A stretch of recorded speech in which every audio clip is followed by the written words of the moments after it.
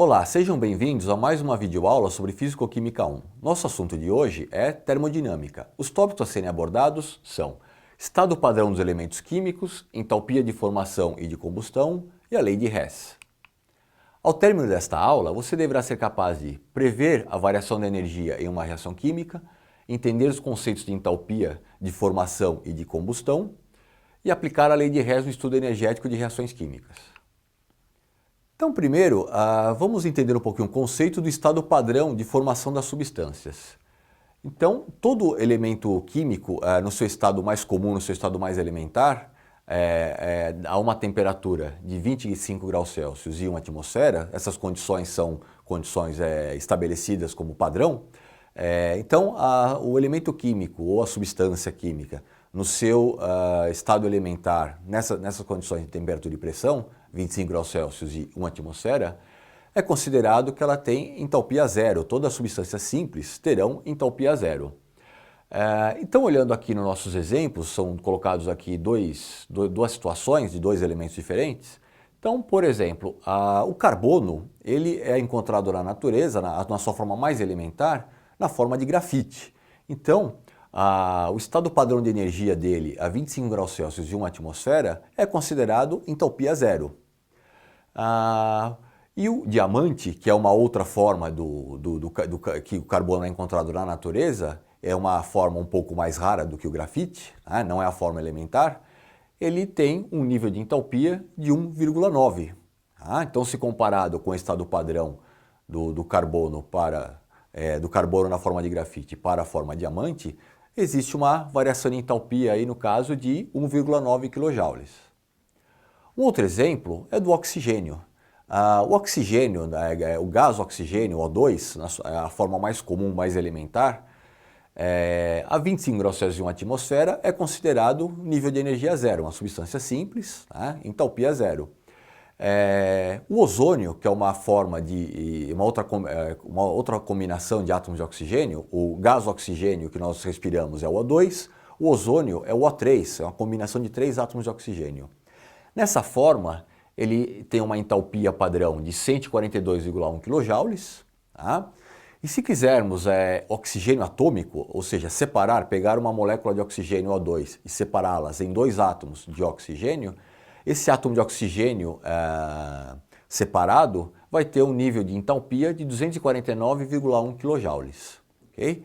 Então, todas as substâncias simples no seu estado elementar, no seu estado mais comum, ela tem entalpia zero, é uma convenção que é adotada. Mas vamos falar um pouquinho da entalpia padrão de formação em reações químicas. Então, a entalpia padrão de formação ela é a entalpia relativa à formação de um mol de uma certa substância a partir de substâncias mais simples, também no seu estado padrão. Então, tomando como exemplo a reação de formação da água. Nós temos uma entalpia inicial, um estado inicial, que temos o hidrogênio e oxigênio. A reação, então, na proporção de 1 mol de hidrogênio para meio mol de oxigênio, a entalpia nesse caso, a entalpia dos reagentes é zero, porque hidrogênio, H2, é uma substância simples. Oxigênio, O2, também substância simples. Então, os dois estão no seu nível de entalpia zero. Quando ocorre a formação da água, a molécula de água ela tem uma entalpia de menos 286,6 kJ. Então, comparada à entalpia, o padrão zero do hidrogênio e do oxigênio, ela libera energia. Então, a molécula de água, a entalpia padrão de formação da água, a 25 graus Celsius e 1 atmosfera, é de menos 286,6 kJ. Vamos falar um pouquinho agora da entalpia de combustão. Combustão é a queima, É uma forma mais simples de entender o que é uma combustão, é a queima de algum material, de um material combustível. Então, a entalpia de combustão é a variação da entalpia quando um mol de uma determinada substância sofre uma reação de combustão nas condições padrões. Novamente, temperatura 25 graus Celsius, pressão 1 atmosfera. Pegamos o primeiro exemplo, CH4, o metano, o gás metano, quando ele sofre combustão, ele libera uma entalpia, uma energia de 889,5 kJ. O metanol, que é um tipo de álcool, o metanol, quando sofre combustão, formando também gás carbônico e água, sofre, ou seja, combustão completa, libera uma entalpia de menos 725,6 kJ. Então, uma coisa importante para ser observada, toda reação de combustão sempre vai ser uma reação exotérmica, que vai liberar energia. Por isso, os ΔH, aí, tanto do primeiro como do segundo exemplo, são negativos. Vamos ver um pouquinho agora a entalpia de ligação. A entalpia de ligação é a energia de ligação necessária, a variação da energia, ou entalpia, quando o mol de uma substância é separada. Então, por exemplo, quando temos o hidrogênio, né, gás hidrogênio, H2, molécula de hidrogênio, e é separada em dois átomos de hidrogênio atômico, essa reação tem uma entalpia de mais 435,5 kJ. Ou seja, para eu conseguir separar, quebrar a ligação covalente que existe entre os dois átomos de hidrogênio, o sistema, né, precisa absorver uma energia, né, no valor aí de 435,5 kJ para poder quebrar a ligação covalente e liberar os dois átomos de hidrogênio. No caso do gás cloro, por exemplo, temos dois átomos de cloro também unidos por uma ligação covalente.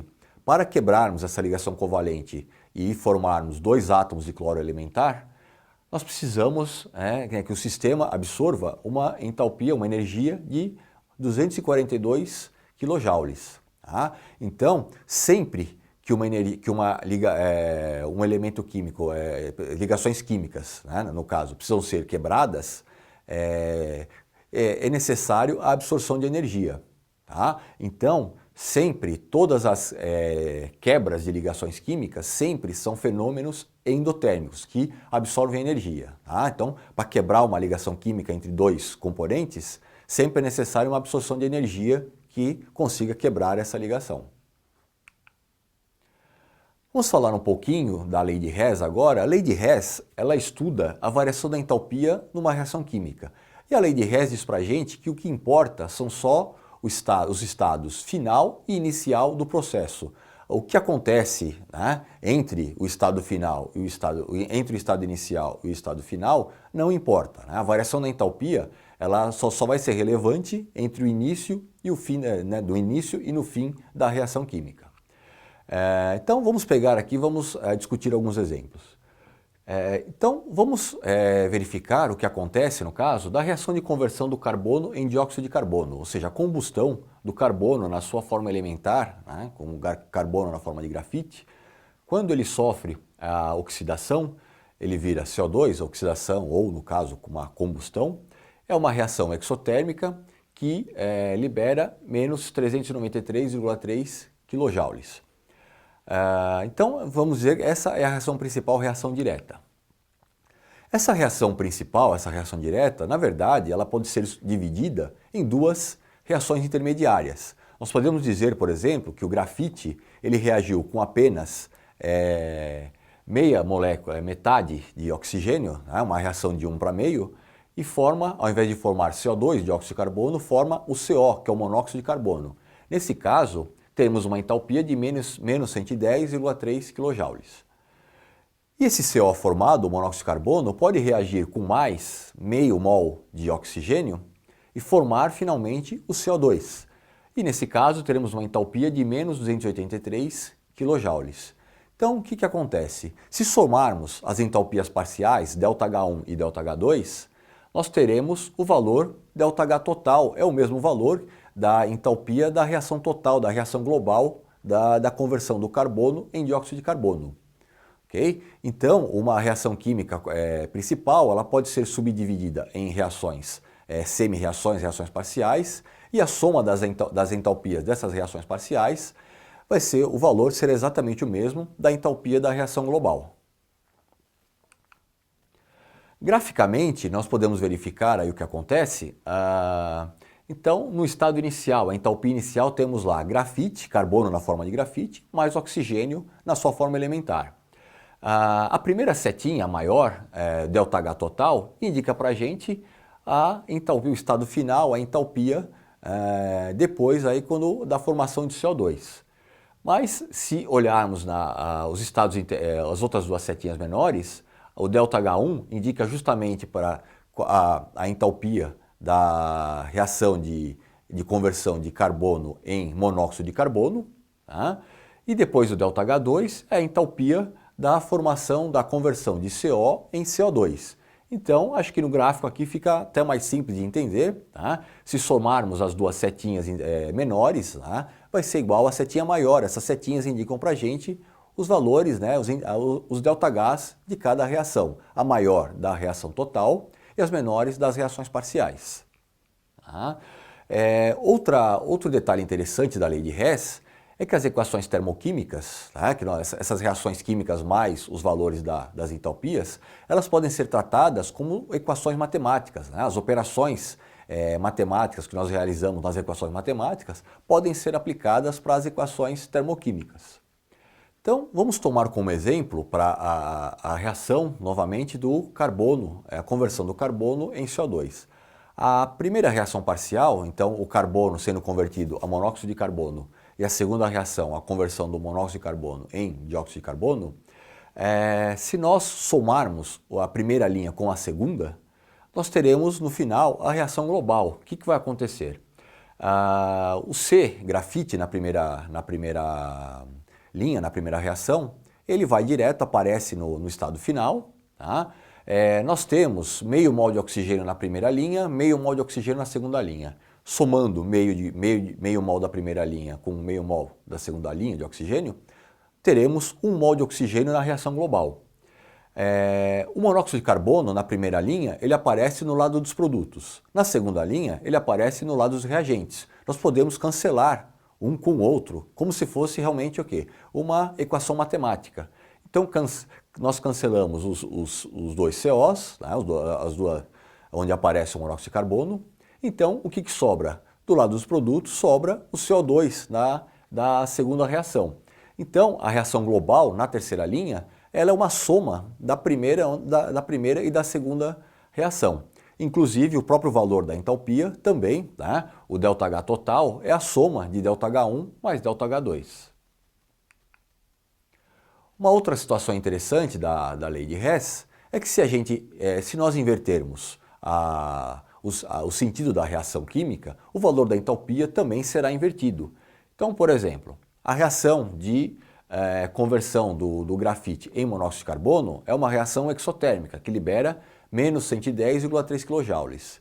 Se pegarmos a reação química de dissociação do monóxido de carbono em carbono e meio mol de oxigênio, o valor da entalpia é exatamente o mesmo em módulo, só que agora é uma reação endotérmica, a entalpia torna-se positiva.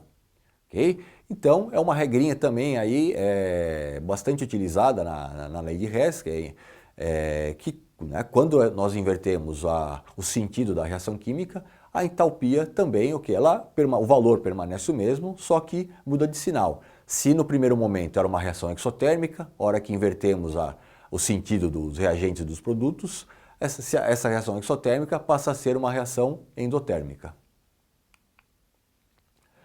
Outro detalhe interessante, quando uma equação química é multiplicada por um valor diferente de zero, a entalpia também é multiplicada proporcionalmente por esse valor. Então, no caso agora, a reação de conversão de carbono em dióxido de carbono, nós já vimos, né, então, que a entalpia, quando eu tenho uma proporção de 1 para 1 para 1, né, 1 mol de carbono para 1 mol de oxigênio formando 1 mol de dióxido de carbono, a entalpia é de menos 393,3 kJ. Quando eu multiplico por 2 a proporção dos reagentes e formação dos produtos, o valor da entalpia também é multiplicado por 2. Tá? Então, na segunda linha, podemos observar que a entalpia dobra de valor. De 393,3 kJ, ela passa a ser de menos 786,6 kJ. E a mesma coisa vai acontecer se eu diminuir a quantidade de reagentes. Então, no caso, se eu pegar apenas meio mol de grafite com meio mol de oxigênio formando meio mol de dióxido de carbono, a entalpia será metade do valor que teria na primeira linha. Se quiser saber um pouquinho mais sobre termodinâmica, sobre entalpia, assista ao vídeo Caldeira Fogo Tubular, Aquatubular e Locomotiva Visão Geral. Chegamos ao final de mais uma videoaula sobre termodinâmica. Espero que tenham gostado. Visite nossas redes sociais e até a próxima.